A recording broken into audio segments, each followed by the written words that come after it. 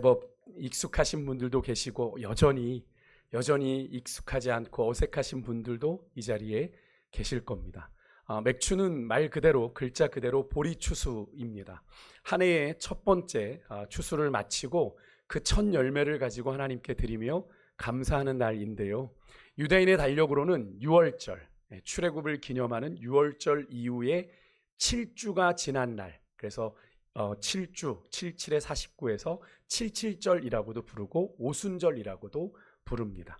우리 한국교회는 매년 7월 첫 주일을 맥추감사 주일로 정하여 지키고 있습니다. 그래서 어지간한 교회는 다 7월 첫 주에 맥추감사 주일을 드리는데요. 한 해의 절반을 보내면서 지난 반년 동안 함께 하신 하나님의 은혜를 기억하고 감사를 드리는 날입니다. 저는 오늘 여러분들에게 한 가지를 좀 여쭤보고 싶은데요. 여러분에게 오늘이 정말 감사의 날로 여러분은 느껴지십니까? 네, 고맙습니다. 한 달 전부터 제가 감사 열매를 여러분들에게 적으라고 광고했었고, 또 지난주에 주보에 또 제가 맥추감사 헌금 봉투도 삽지해 드렸고, 또 제가 다음 주 맥추감사 주일입니다 라고 광고했기에 그냥 그러려니 하고 오신 분 혹시 없으십니까? 아니면 지난 한 주간 6개월의 시간을 돌아보니 지난주에 말씀 듣고 한 주간 감사 앞에 머무르니 정말 감사한 것이 있어서 오늘 이 자리에 오신 분도 계실 거예요. 혹시 여러분 제가 이렇게 드리는 질문, 감사절 왔는데 목사님 뭐 정말 감사의 날로 느껴지냐라고 하는 이 질문이 여러분에게 불편하게 느껴지시는 분이 계시다면 오늘 말씀은 바로 그렇게 불편하게 느껴지시는 그분을 위한 것이고요. 감사가 넘치는 마음으로 오늘 이 자리에 오셨다면 오늘의 말씀이 여러분의 그 감사를 더 깊고 풍성하게 할 줄 믿습니다. 오늘 본문은요, 신명기 16장 맥추절 77절에 대한 하나님의 규례입니다. 하나님이 직접 설계하신 감사의 날이에요. 이 말씀 안에는 여러분 감사가 무엇인지, 또 우리가 하나님께 어떻게 감사해야 하는지, 그리고 왜 감사해야 하는지가 담겨 있습니다. 우리가 오늘 본문을 통해서 한 구절 한 구절 따라가며 우리가 감사의 하나님이 설계하신 감사의 원리를 좀 찾아보겠는데, 먼저 9절 말씀 우리 제가 읽어드렸지만 한번 같이 한번 좀 읽어볼까요? 같이 읽겠습니다. 시작. 7주를 셀지니 곡식에 낫을 대는 첫날부터 7주를 세어, 이렇게 되어 있습니다. 여기 보면 하나님이 7주를 세라라는 두 번의 반복되는 구절을 통해서 하나님이 감사의 날짜를 구체적으로 정해주셨다라는 걸 우리가 알 수 있습니다. 7주를 세라라고 되어 있는데, 하나님은 6월절 이후에 그들이 이스라엘 백성들이 출애굽의 구원의 역사를 경험한 이후에 곡식에 낫을 대는 첫날부터 7주를 세서 그날에 하나님께 나와라 라고 명령하셨는데 49일 꼭 7주가 지난 그날인데요. 그래서 이것을 아까도 말씀드렸지만 77절이라고도 부르고, 오늘 이 77절이 우리가 맥추 지키고 있는 맥추감사절의 구약의 뿌리가 됩니다. 그렇다면 여러분, 왜 하나님은요 우리에게 이 감사의 날짜를 정해 주셨을까요? 왜 하나님께서 우리에게 이 감사하는 날짜를 정해 주셨을까요? 그냥 감사한 마음 들 때 하나님께 감사하면 되는 것 아닌가요? 라고 생각하는 분 이 자리에 계실 수 있습니다. 근데 여러분 솔직히 한번 생각해 보십시오. 여러분, 날짜를 정해놓지 않으면 우리가 과연 감사하는 날을 가질까요? 우리 모두는 참 바쁘게 삽니다. 오늘 일이 끝나면 한숨 돌리나 하면 내일 일이 기다리고 있고, 봄이 가면 여름이 오고 또 여름이 가면 가을이 옵니다. 감사하겠다고 마음은 먹습니다만 막상 날짜를 정해두지 않으면 늘 우리는 그 감사를 어떻게 하게 돼요? 다음으로, 나중으로 미루게 되는 것이 우리의 감사의 현실이죠. 하나님은 그런 우리의 성정, 우리의 기질을 아셨기 때문에 감사하는 날을 우리에게 구체적으로 정해주신 겁니다. 분주한 삶에 잃어버린 감사를 우리가 기억할 수 있도록 그 날을 정해주신 거예요. 너희가 이날만은 좀 감사를 기억해보지 않겠니? 라고 얘기하시는 거죠. 우리의 삶에 잠깐 포즈를 주신 겁니다. 잠깐 멈춰 너희들이 감사를 돌아봐라 명령하신 거죠. 근데 여러분, 그렇게 우리가 이렇게 날짜를 정한다고 해서 감사가 저절로 됩니까? 또 그렇지도 않죠. 그렇지도 않습니다. 감사는 저절로 되는 것이 아닙니다. 의도적으로 멈추고, 의도적으로 돌아보고, 의도적으로 하나님 앞에 나와야 가능해요. 그래서 제가 우리 교회가 지난 6월 한 달 동안 여러분들에게 굳이 저 감사의 열매에 감사 제목을 적으십시오라고 권면한 이유도 바로 거기에 있는 겁니다. 의도가 있어요. 여러분이 그냥 이 감사절을 맥주 감사 주일이네 라고 해서 턱하니 맞이하지 아니하도록 6월 한 달의 시간 동안 여러분의 지나간 세월 동안의 여러분의 감사를 여러분들이 계속 상기시키도록, 물론 한 주간은 아니겠죠. 하지만 주일만이라도 교회에 와서 이 시간들을 보낼 때 하나님 앞에 감사한 것들을 여러분들이 의도적으로 멈추고 돌아보고 기억하도록 여러분들에게 그 장을 열었던 거예요. 그래서 여러분, 감사에는 의도가 필요합니다. 날짜가 없으면요, 감사는 늘 다음 해가 됩니다. 하나님은 우리의 그 다음 해를 바로 오늘이야 라고 못 박아 주신 거예요. 오늘 이 날이요. 여러분, 요즘 일기 쓰시는 분들 혹시 계십니까? 예전에는 저희 어린 시절에는 일기를 검사했거든요, 학교에. 그래서 일기 방학 때 되면 밀린 일기 30일치 쓰느라, 사건들 잘 배열하느라, 읽지도 않은 것들 거짓말로 써내느라 고생했던 기억이 나는데, 요즘 거의 그런 분들 안 계시죠. 일기 쓰는 분들이 참 희귀해요. 그래도 일기를 꾸준히 써오신 분들은 7년, 10년, 나 일기 쓴 거 한 20년 모아는 분도 보았는데요.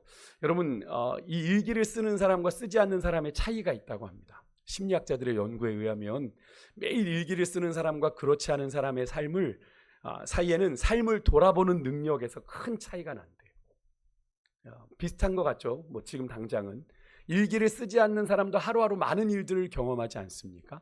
그때는 어떤 생각합니까? 이 일은 내가 좀 기록해놔야 되겠는데, 이 일은 내가 잊지 말아야 되겠는데 라고 하지만, 그것을 글로 적어두지 않으면 어떻게 돼요?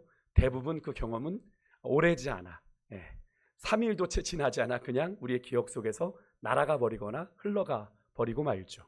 반면 일기를 쓰는 사람은 어떻습니까? 하루를 마치며 오늘 내가 무슨 일이 있었는지, 또 무엇이 좋았는지, 또 무엇이 아쉬웠는지, 무엇이 힘들었는지를 의도적으로 적죠. 정리합니다.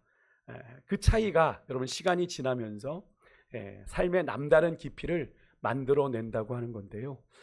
여러분, 우리가 지키는 이 맥주감사 주일은요, 하나님이 우리에게 주신 그 영적인 일기를 쓰는 날이에요. 지난 반년의 시간을 하나님 앞에서 의도적으로 돌아보는 날인 건데요.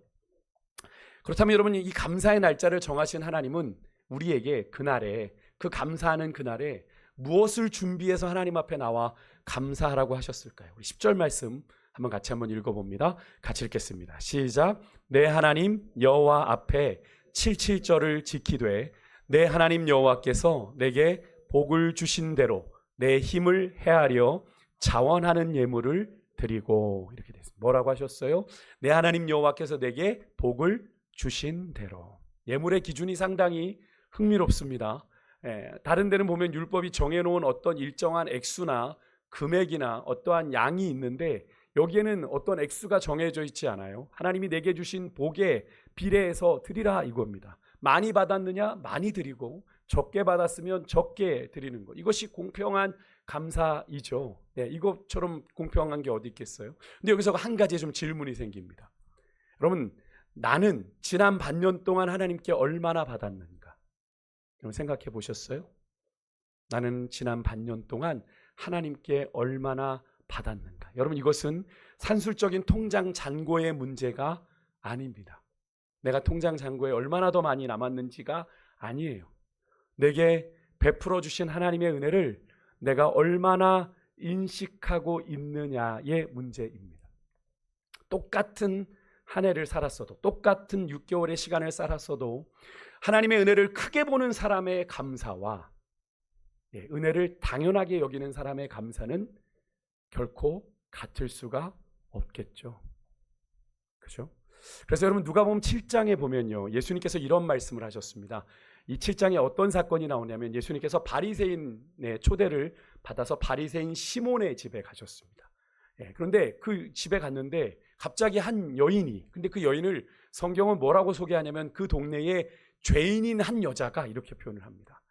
무엇인지 모르는데 그 동네에서 죄인으로 낙인 찍힌 여자예요. 이 여인이 예수님께 와서, 갑자기 그 집에 들어와서 자기의 눈물로 예수님의 발을 적시고 자기의 머리털로 예수님의 발을 닦은 뒤에 그 발 위에 자신의 한평생을 모아온 향유옥합을 깨트려 그걸 붓는 거예요.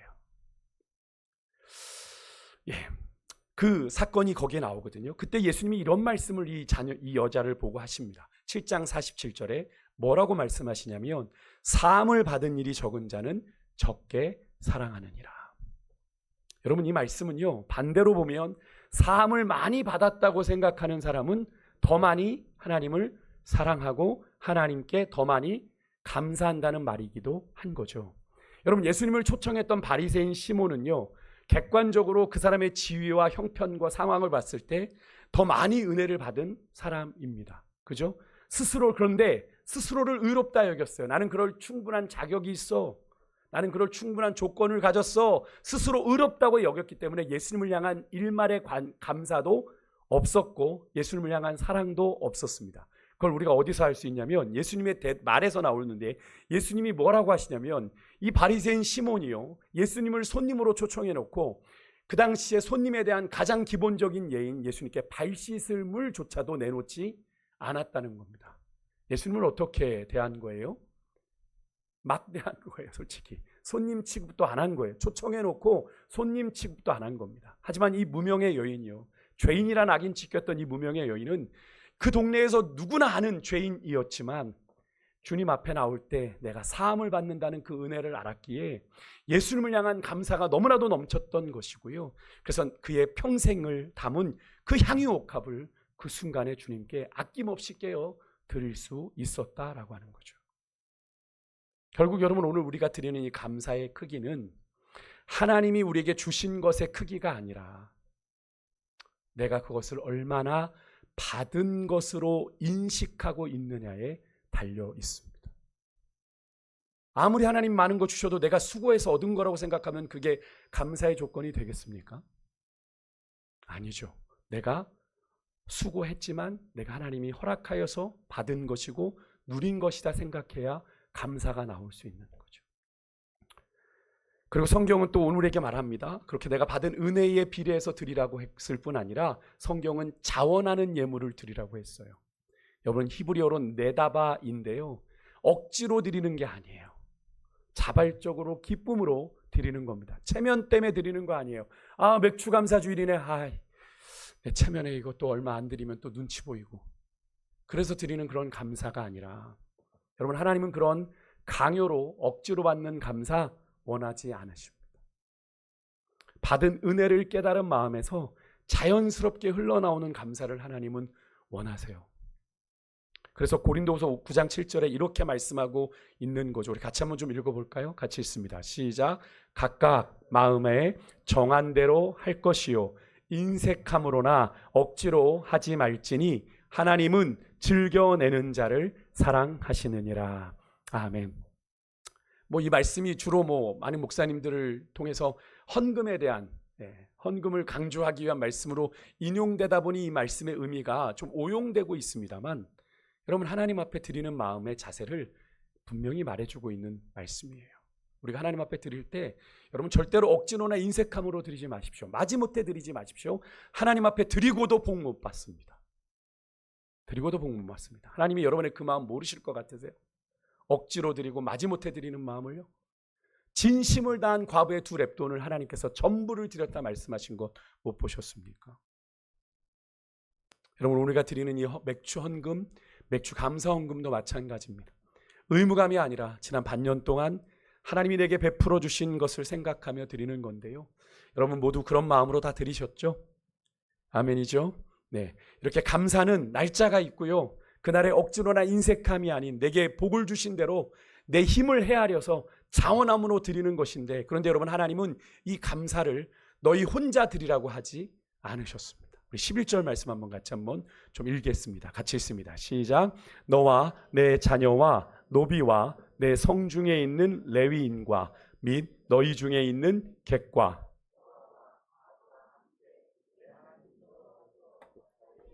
두시려고 택하신 곳에서 내 하나님 여호와 앞에서 즐거워할지니라. 아멘. 11절 아주 제법 긴 문장이죠. 여러분, 이 문장에 담긴 명단을 한번 살펴보십시오.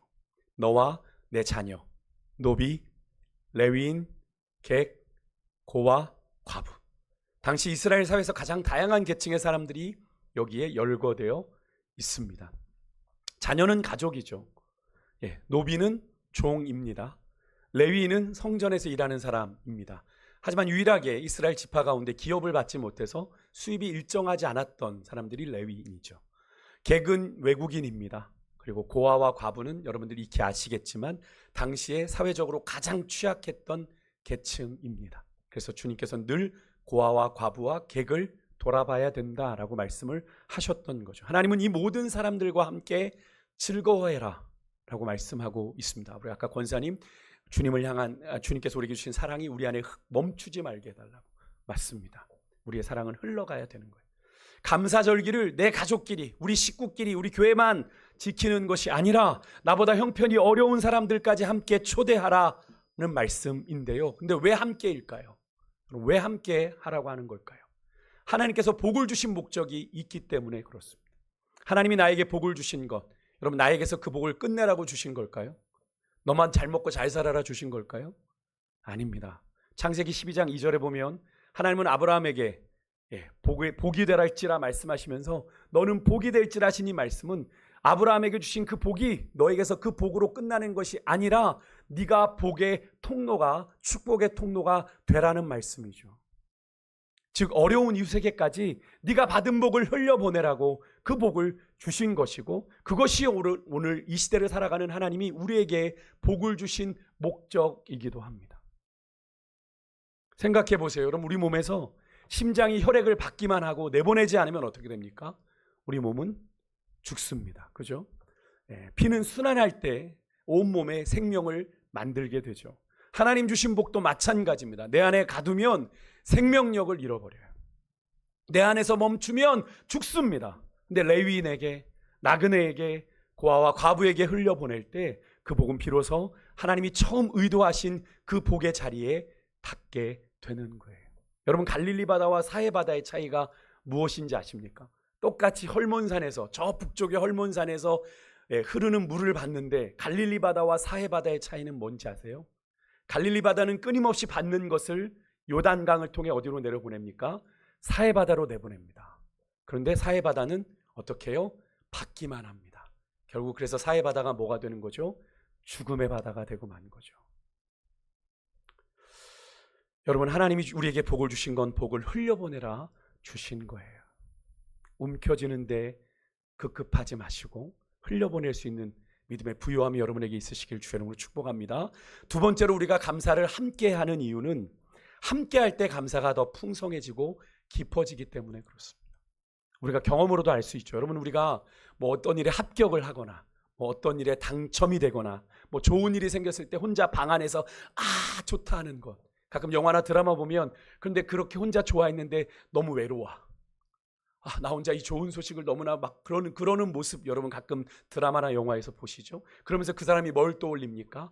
나에게 이 기쁨을 함께 할 수 있는 가족이 있었으면 좋겠는데 라고 하면서 그런 영상이 막 오버랩 되는 걸 여러분 영화나 드라마에서 보시죠. 여러분, 그 차이가 뭡니까? 온 가족이 둘러앉아 그래 합격했어, 그래 당첨됐어, 그렇게 됐어, 와 축하해. 온 가족들이 함께 나누는 것, 느낌이 완전히 다르죠. 다릅니다. 나누는 순간 그 기쁨이 어떻게 돼요? 배가가 되는 거죠. 그렇게 여러분, 혼자 드리는 감사와 공동체가 함께 드리는 감사는 차원이 달라요. 오늘 이 자리에서 우리가 함께 하나님을 찬양하고 함께 말씀을 듣고 함께 하나님을 향해 감사를 고백하는 것, 그 자체가 이미 하나님이 일찍부터 우리에게 설계하신 감사의 방식이고요. 우리가 그 하나님의 방식을 따라 오늘 지금 감사하는 이 모임을 갖고 있는 것이고, 오늘 이 자리에 우리 모인 것 자체가, 함께 모여 있는 것 자체가 이미 하나님을 향한 온전한 감사인 줄 믿습니다. 아멘이십니까? 여러분, 이 함께 한다는 것에 좀 재밌는 연구 결과가 하나 있는데요. 여러분, 혼밥 좋아하십니까? 요즘에는 혼밥 많이 하죠. 식당에도 혼밥 자리가 있어요. 그죠? 혼자 밥 먹는 것과 함께 밥 먹는 것, 음식 심리학자들의 연구에 흥미로운 결과가 있어요. 똑같은 음식을 먹어도 혼자 먹을 때와 여럿이 함께 먹을 때 어느 게 더 맛있어요? 같이 먹을 때. 그죠? 특히 잘 먹는 사람, 저랑 먹으시면 다 잘 좋아하세요. 네, 잘 먹는 사람하고 함께 먹을 때 맛이 더 느껴지죠.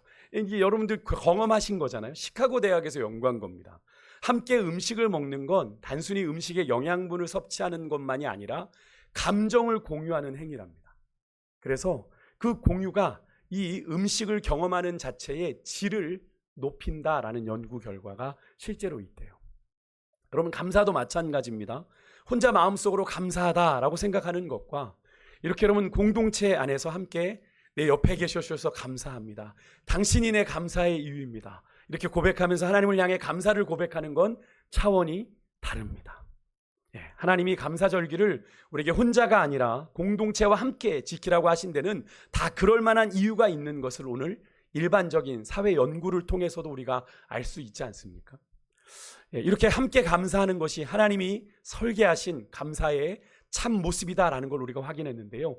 오늘 마지막 12절은 우리에게 이 모든 감사의 뿌리가 어디에 있는지를 우리에게 가르쳐 주는데, 우리 12절 말씀 한번 같이 한번 좀 읽어볼게요. 같이 읽겠습니다. 시작. 너는 애굽에서 종 되었던 것을 기억하고 이 규례를 지켜 행할지니라. 아멘. 12절은 11절에 비해 아주 짧은 구절입니다만 이 짧은 문장이 오늘 본문 전체의 핵심입니다.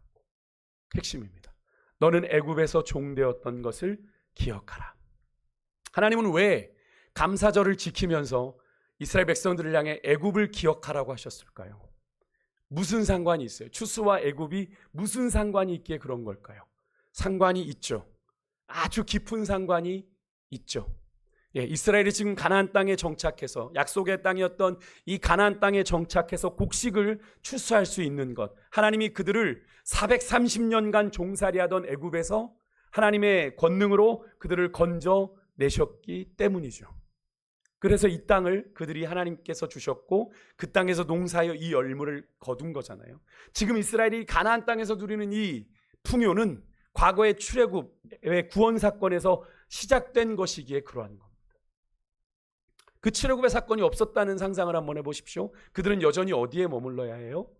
애굽 땅에서 수고는 수고대로 하고 자기들의 것을 거두지 못하는, 이 풍요를 맛보지 못하는 그런 존재로 살았을 텐데 하나님께서 그들을 어떻게 하셨어요? 출애굽하게 하심으로 이 약속의 땅에서 풍요를 누리고 있는 거니까요. 그래서 여러분, 이스라엘은 이 추수의 기쁨을 누릴 때마다 이 기쁨의 뿌리가 어디 있는지를 늘 기억해야 했던 것입니다. 여러분, 감사가 안 되는 가장 큰 이유, 여러 가지 감사가 안 되는 이유들이 있겠습니다만 가장 큰 이유는 뭐냐면 여러분, 잊어버리기 때문에 그렇습니다. 우리가 그 감사의 순간에는 내가 감사해야지 마음을 먹지만 하루 이틀 지나면 잊어버리죠. 그래서 의도가 안 했는데 의도하지 않았는데 감사를 못하게 되는 경우도 있지 않습니까? 여러분 한번 생각해 보세요. 여러분이 처음 학교에 합격해서 들어갔을 때, 여러분 직장에 입사해서 들어갔을 때 얼마나 감사하셨어요? 그죠? 나도 이제 사회인이 됐다. 나도 이제 학교에 진학하게 됐다. 여러분, 질병에서 건강이 회복됐을 때 여러분 얼마나 감사하셨습니까? 다 끝났다고 생각했는데 내가 다시 살아있잖아요. 얼마나 감사하셨어요?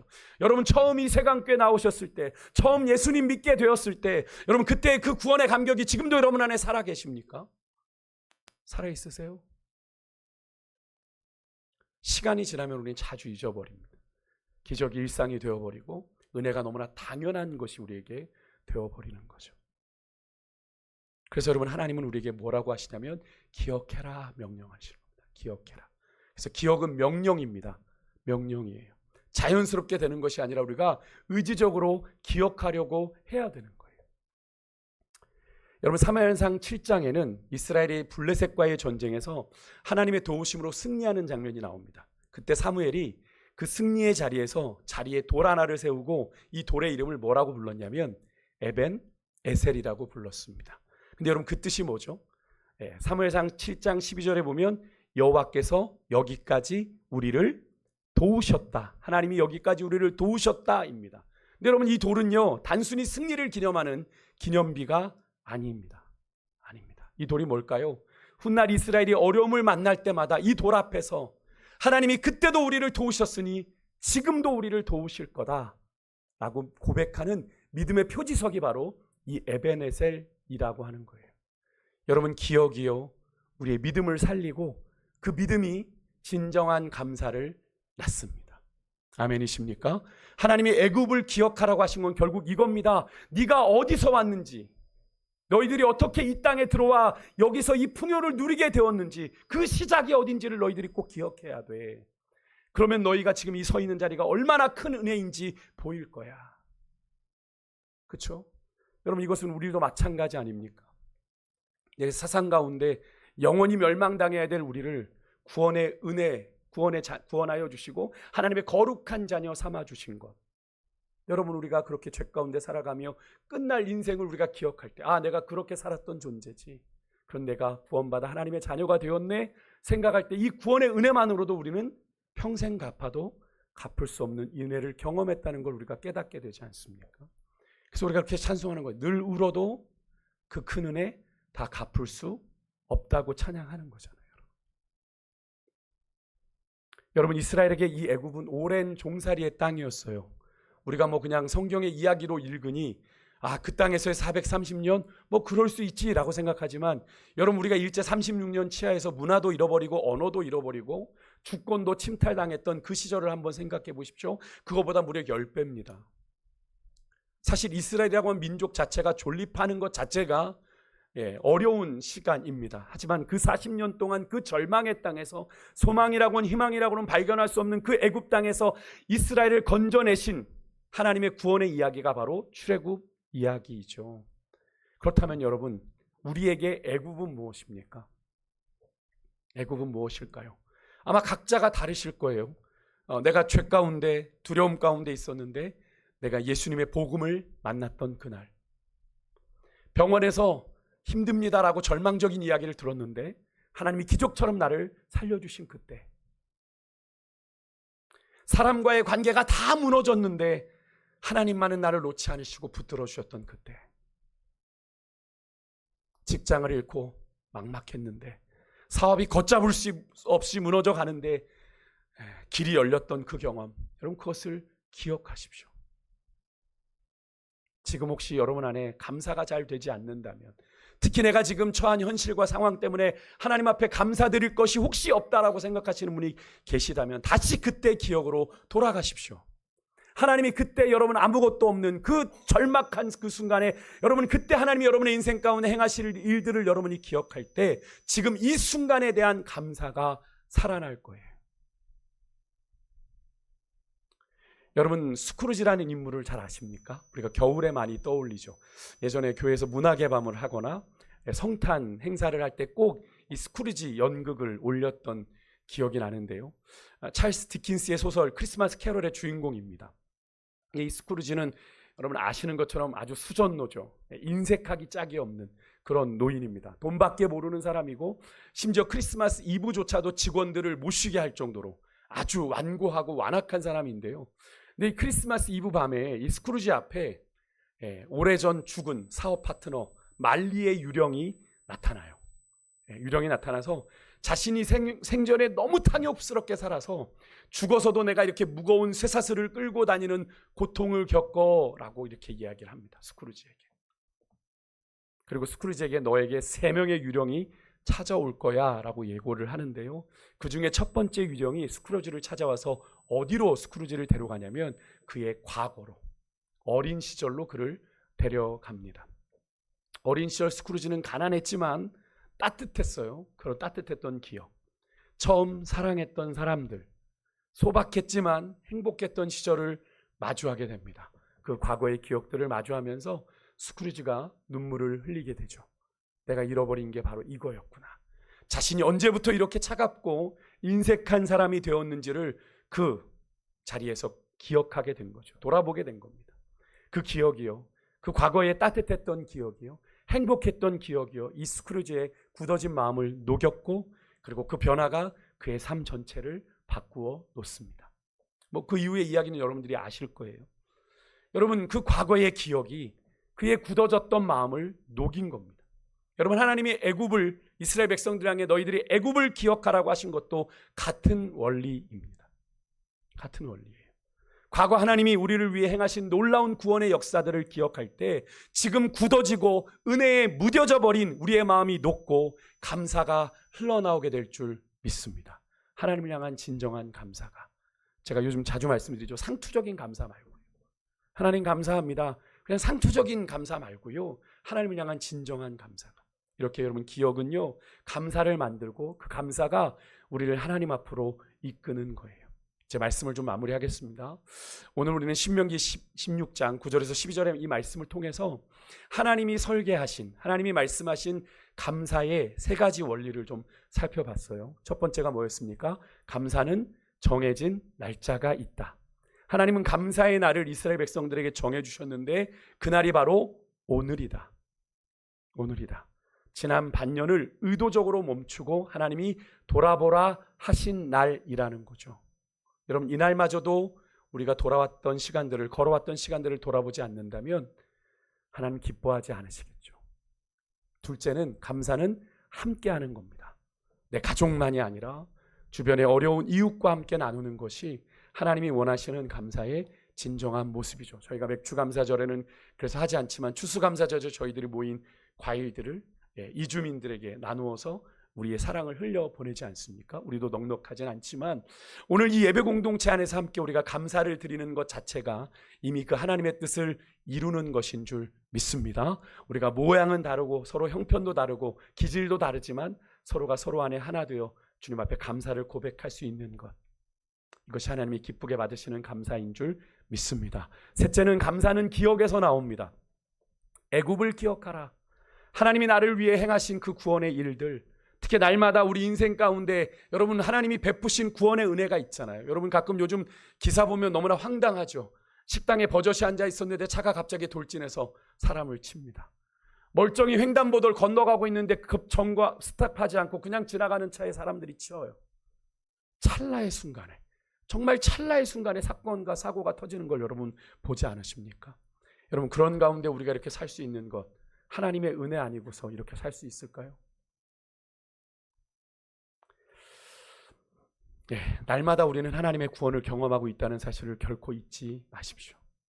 우리는 하나님의 은혜 가운데 살고 있는 거예요. 여러분 오늘 이 자리에 지난 반년이 쉽지 않으셨던 분 분명히 계실 거예요. 너무나도 힘들었는데요, 주님. 뭘 감사하라고요? 라고 하는 그런 마음이 드신 분들도 계실 겁니다. 여러분 생각해 보십시오. 그런데 여러분 이 자리에 오지 못한 분들도 계세요. 몸이 연약해서 아파서 이런저런 사정 때문에 못 오신 분들. 그런데 여러분은 지금 이 자리에 앉아 계시잖아요. 여러분 이것이 은혜가 아니고 무엇이겠습니까? 여러분 이 예배 자리에 나온 건 하나님의 은혜인 줄 믿으십니까? 내가 아침에 결심해서 옷 단장하고 나온 게 아니라고요.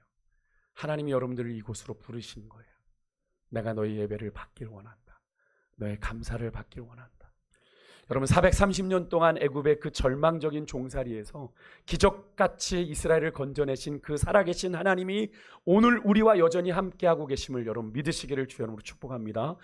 하나님은 계속 약속해. 내가 세상 끝날까지 너희와 항상 함께 있으리라. 우리가 좋을 때만 아니요. 우리가 힘들고 어려운 때도 우리가 동일하게 함께 하신다고 말씀하셨어요. 여러분 그 구원의 주님 앞에 오늘 우리의 진심을 다한 감사로 나아가길 소망하는데요. 우리의 감사의 조건이 크든 작든 풍성하든 소박하든 여러분 자원하는 마음으로 드리는 여러분의 감사를 하나님이 기쁘게 받으실 줄 믿습니다. 여러분 한 해의 절반이 지났어요. 어떻게 여기까지 왔나 싶지만 하나님의 은혜인 줄 믿습니다. 남은 절반도 그 감사의 고백을 담아 오늘 시작하십시다. 그래서 오늘 이 감사가 여러분 이 맥주의 감사가 여러분 연말에 드릴 추수감사까지 이어져서 추수감사절에 드릴 그 감사에는 갑절의 감사가 더 풍성한 감사가 여러분의 삶을 통해 하나님 앞에 드려지게 될 줄 믿습니다. 그렇게 소명하며 우리 같이 아까 불렀던 찬양인데요. 감사라는 찬양 우리 오늘 함께 찬양했으면 좋겠습니다.